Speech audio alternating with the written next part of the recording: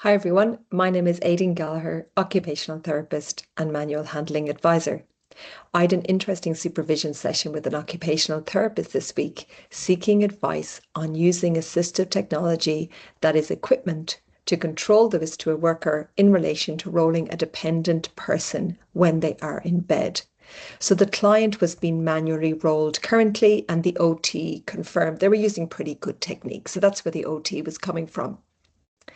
So I suggested we always need to start from the basics first before introducing assistive technology to a task like rolling, because sometimes we can jump into looking at equipment solutions. Whilst it can be a great addition, that can be the problem, an additional thing in an already complex routine. So let's get back to basics. The first thing I suggested is accounting for all the roles that take place in the routine.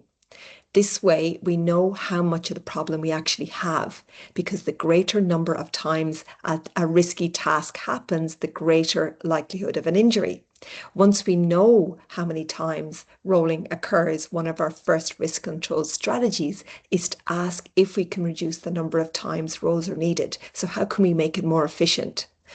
So by reducing the number of times a risky event occurs, we have already made things better for the client and their worker. So essentially, we're always looking to make any routine as efficient as it can be when completed manually first.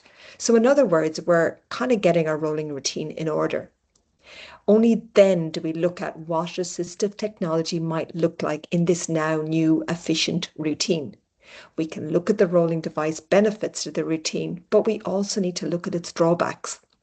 Once we've done all this, we can now evaluate like for like and ask the question how the rolling device makes our efficient routine better, and determine if this is actually a good solution for the client in their routine.